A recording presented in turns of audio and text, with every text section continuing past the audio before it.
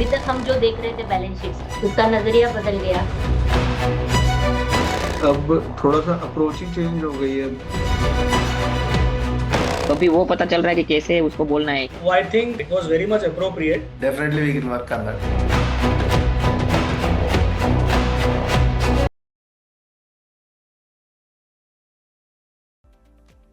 Definitely, I think जो course content था it was quite exhaustive ना, क्योंकि क्या है, सब चीज भी इंक्लूड नहीं कर सकते और कुछ चीजें छोड़ भी नहीं सकते। तो आई थिंक जो बैलेंस था वो I think it was very much appropriate. अभी this is what my personal perception and belief is. I don't know what others, because lot of things gradually get more what you say expertise धीरे धीरे बढ़ेगा as an धीरे always धीरे बढ़ेगा। Exactly, yes. Day one पे it is not going to get buffet. It will gradually improve as we move ahead. Sir lastly आपकी teachings के लिए बोलना चाहूंगा कि हाँ। आपने जो पूरा कोर्स डिजाइन किया है ये एक्चुअल स्टडी नहीं है, लेकिन एक बाप जैसे अपने बच्चों को इनहेरिटेंस देता है। आपकी टीचिंग्स उस प्रकार से है सर, इतना आपने कंबाइन you. किया है अच्छे से। Thank you. Yes. मैंने मेरा पूरा बेस्ट डाला है कि मैं किस तरह से sure. और ये फर्स्ट लेक्चर है, मैंने कभी मेरे लाइफ में लेक्चर नहीं लिया है। नहीं, ना लेकिन ही सर पहली हमको- बार आपने अपना Yes. अनुभव शेयर किया है, जो आपका खुद का फाइंडिंग्स है वो आपने एक्सप्लेयर किया है Yes. पूरा हमारे Yes. साथ। Yes. बिल्कुल। और वी हैव ट्राइड के Okay. बेस्ट कितना कर पाए। यस। और sir Ramesh Thank you, Kundani जी इतना अच्छा बोल पा रहे हैं कि वो भी ब्रह्मा कुमारी से एसोसिएटेड है, तो वो भी वहाँ पे रेगुलरली विजिट करते रहते हैं, तो ही मतलब very good person. Yes, thank you. It is a Thank very you, sir. Big Thank you, compliment. Ravi. कैसा लग रहा है? स्टार्टिंग में कैसा था, अभी एंडिंग में क्या लग रहा है? थोड़ा पावर्स आया अपने पास?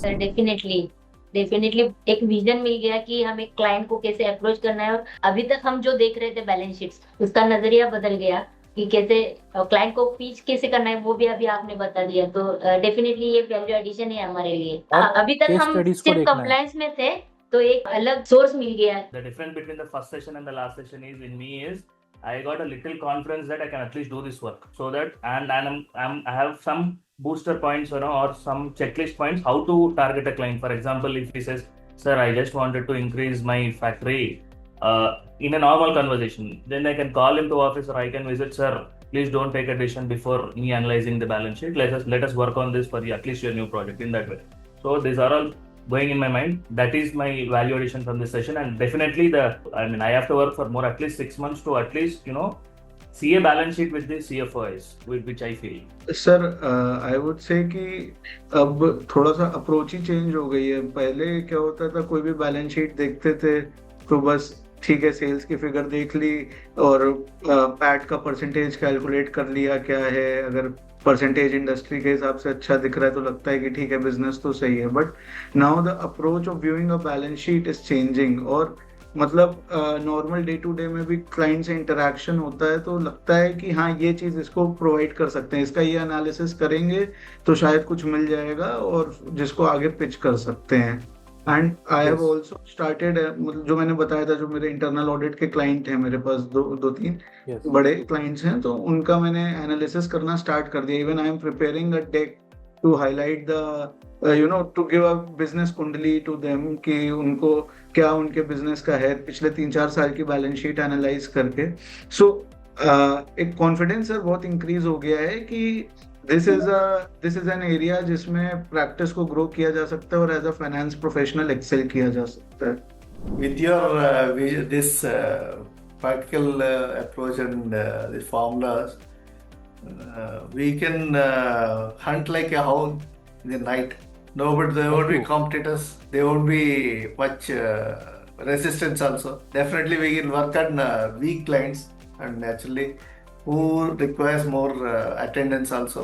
Definitely, we can work on that. Definitely पहले जो एंगल आ रहा था वो ओनली कंप्लायंस का था, पता नहीं चल रहा था कि उसको क्या एडवाइस करना चाहिए क्या नहीं करना चाहिए। वो अभी पता चल रहा है कि कहाँ पे बात करनी चाहिए, समझो कैश फ्लो पे क्या बात करनी चाहिए, ऑपरेटिंग कैश फ्लो पे क्या बात करनी चाहिए, फ्री कैश फ्लो पे क्या बात करनी चाहिए, कितना विड्रॉल होना चाहिए। सबका वही क्वेश्चन है कि मैं कमा रहा हूँ, प्रॉफिट हो रहा है, जा कहाँ रहा है, वो किसी को मालूम नहीं। तो अभी वो पता चल रहा है कि कैसे उसको बोलना है कि आपका पैसा कहाँ पे पड़ा। उसको इम्प्रूवमेंट बोलेंगे कि आपका डेटर में इतना जा रहा है तो आप वहां से वो एग्रीमेंट चेंज करो, सप्लायर को आप जो दे रहे हो टाइम पे वहां पे भी एग्रीमेंट करो, मतलब जो भी प्रॉब्लम है उसका एक एक पॉइंट पे हम सॉल्यूशन दे पाएंगे अभी। My experience was very good, like बहुत अच्छे से कवर किया और बहुत थियोरेटिकल भी नहीं था, इनफैक्ट काफ़ी सारे प्रैक्टिकल पॉइंट्स कवर किए, जहाँ जहाँ ज़रूरत थी वहाँ डीप भी गए, तो वो माइंड थोड़ा इंस्टिगेट हो गया, बहुत मज़ा आया।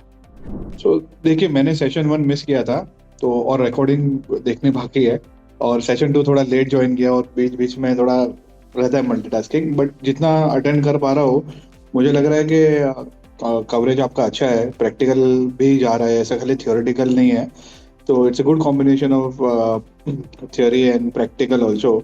तो अभी तो ये सेकंड सेशन है, अभी और भी सेशन होने हैं, तो I think we will achieve our objective जो भी आपने सोचा है वो हिसाब से।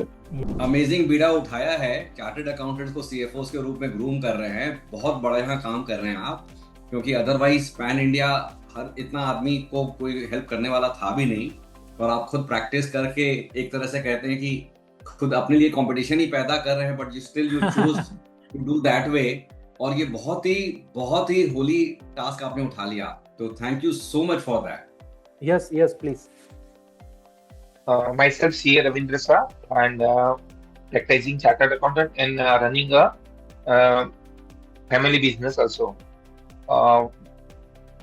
From last 1 year, I am planning to start virtual CFO service as manufacturing unit running experience and chartered accountancy practice. So from today's first session, I got the starting point from where I should start entirely as a chartered accountant. I have a domain expertise की भाई क्या क्या होना चाहिए, but one concept of that is launching as a CFO, virtual CFO. तो ये सारी चीजें मैं देख रहा हूँ, रिलेटेबल कर पा रहा हूँ, अपने बिजनेस के लिए भी रिलेटेबल कर पा रहा हूँ, तो ये सारी चीजें देख के मुझे लग रहा है आने वाले टाइम में जो मेरा लॉन्चिंग डेट है वर्चुअल CFO सर्विसेज का 15 जून, आई कैन डू दैट, ऐसा मुझे लग रहा है। And thank you for that. All the best. Thank you sir.